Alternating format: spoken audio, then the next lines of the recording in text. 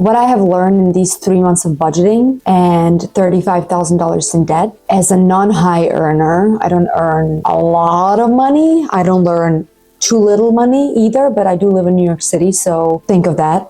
What I've learned is that it's really all in your hands, assuming you're capable of working, you're not ill, and you have a job. I know the job market sucks right now, and I'm every day in a fearful state of mind of, oh my God, will I be one of the laid off people? And if I had to be laid off, I'd rather be laid off when I have no debt than when I have debt. And although my debt went down since 3 months ago, since I started budgeting and paying it off, I still have a significant amount of debt to pay off. And if everything goes well, I should be done by latest May of 2026. However, the job market is uncertain, everything is uncertain, life is uncertain, and I just want to put this out there. It is difficult. I'm not saying it's not. Everything's expensive. Again, I live in New York City. Breathing here costs money. I struggle to stay calm. I want to keep my job and pay off my debt and then reap the fruits of my labor without debt and enjoy it and save and yada yada, right? And don't get me wrong, if I got fired tomorrow, I would freaking be washing dishes if I have to and straightening up rooms at a hotel and cleaning them to survive. I love to work, and I've loved to work when I worked in a restaurant and a boutique as a receptionist, and I love what I do now. I always loved what I do, even when I didn't love it.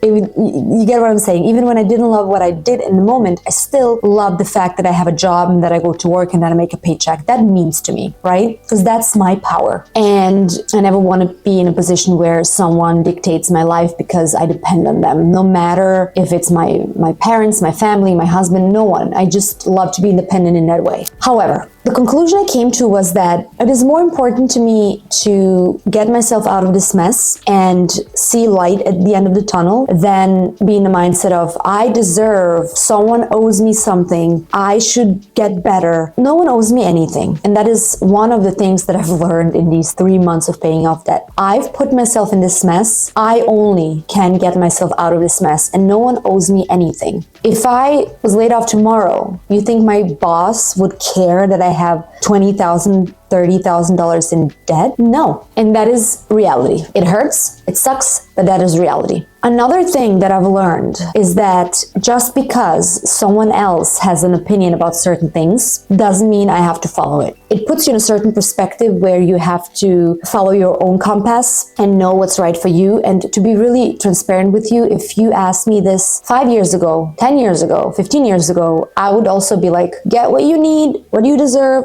blah, blah, blah. There's jobs everywhere. This was truly my attitude. There's jobs everywhere. I'll get a job, whatever. I still think I'll freaking be cleaning toilet seats if I have to survive. I'll do that. I have no problem working.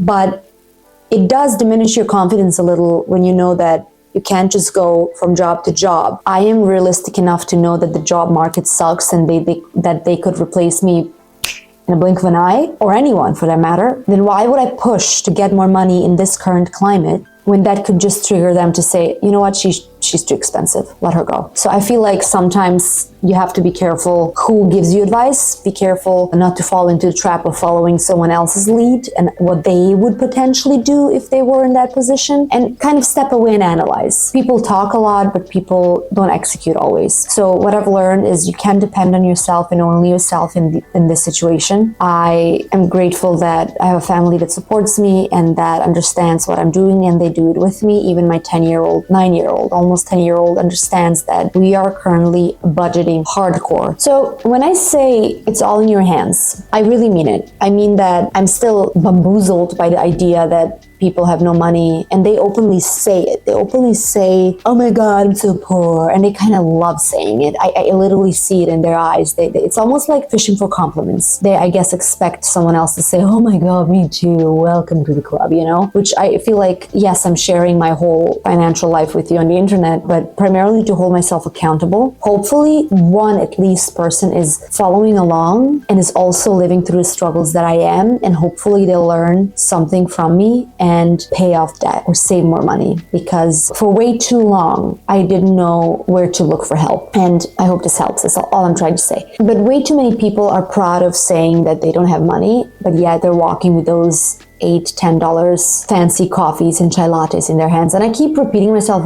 like a parakeet, I feel like, for the past few videos with the chai lattes in their hands. But it is really true, because I see these people sitting next to me every day. In New York City, coffee like that or a chai latte or whatever costs $8 minimum, 5 days a week. Think about it, right? And the other day I walked by my colleague's desk and she was browsing yet again. She always browses for houses, cars, and expensive clothing. And I made a joke. I said, ooh, Anna is shopping again. Her name is not Anna. And she, because we always joke like that, and she said, yes, and I have no money. Man, why are you browsing?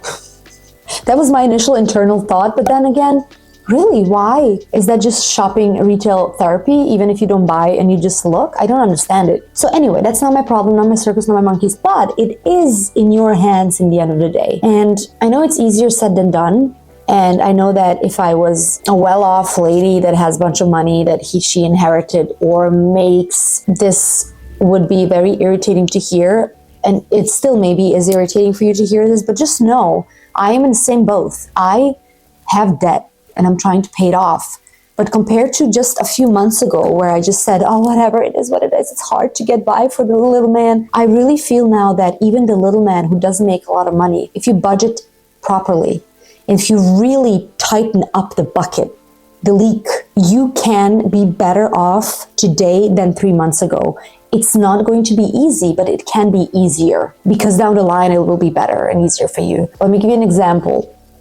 We are going on Wednesday night to Pennsylvania to spend 2-3 days with our close friends and to celebrate Thanksgiving together. And my friend said, hey, do you want me to buy stuff here or do you want to buy stuff there? Meaning food, because we're going to cook together. And I said, hey, let me, if you don't mind, buy everything and then we can split the bill. Because she also suggested we split the bill. And I love that because it can get costly and why not? And I said, let me purchase everything if you don't mind, and we'll split the bill. And she said, why? Then you have to bring it from Brooklyn to Pennsylvania. And I said, yes, we'll bring a cooler, but I'll budget better than you do. And I know that I can joke with her like that. And she said, oh, okay, LOL. And this morning I made a list and I will be able to buy everything for under $100. And I know that she wouldn't be, simply because she does this and I do, you know, how much is this? I budget. So I haven't done that always. So now that I am, I realize that that's the power I hold, you know, and those are little things. I know this video is going nowhere, I have a feeling, but this is my wisdom of the week. I hope it does something to you. And I hope that it's easy to fall for all the feelings that we're all feeling right now, because it is hard. The job market sucks. And I feel like for us here in the United States or Canada or in the more well-off countries, it may be even harder than maybe for someone who generally lives in a country with less prosperity, whatever that means, less economic benefit, where people are already used to some kind of financial hardships and they have adjusted their life to really be okay, even in the hardest of times. Here in America, we have for way too long lived above our means and on credit. And only now do I understand my dad, who always said, people in America live on credit, and I don't have a credit card and I have less money, but I have no debt and I go to bed with no anxiety because I know I owe nothing to no one. I never understood that until now, because he may have less than I do, but he has more than I do. You know, he has a house that he owns. He never put a car on credit card. He never had payments for a car. He pays his bills and his life. And by bills, I mean electricity, water, internet, the phone, and those kind of things, groceries. But it's different. So these people already adjusted somewhat, and we're not. We're in shock because our lifestyles exceed what we make, most likely. And now that I am trying to work on that, and I am actually working on that and paying off my debt slowly, one by one, I realize that I am in control. I realize that I hold the power. Let me give you an example. This year, we won't be buying a $80 to $100 Christmas tree. We're going to buy a $30 little Christmas tree. Do I want a big Christmas tree? Absolutely. I love the holidays and I love a big Christmas tree and I have all the ornaments for it, but I'm going to buy a little one because that's going to save me $60, $70 this year. And I don't know, if I went really fancy, I would go without a Christmas tree maybe, but we generally don't celebrate much. So I want to, for the sake of my son, I want to have that little piece of holiday for him. We don't buy any new ornaments. We don't do anything other than buying that Christmas tree. We have everything else already, ornaments and lights and everything. So that's done. But I want, as a family, I want to have that little spirit because that's important. That's what matters actually. So I am going to end this video here with the message that it's not easy for anyone, but with every purchase you make yourself poorer and someone else richer. So think 3 times before you purchase, at least now when the times are tough, and maybe by the times hopefully get better, you'll have your habits a little in order and your priorities in order. I wish you all happy holidays, happy Thanksgiving if you celebrate, and I will see you next week. And please don't forget to like, comment, and subscribe. Bye!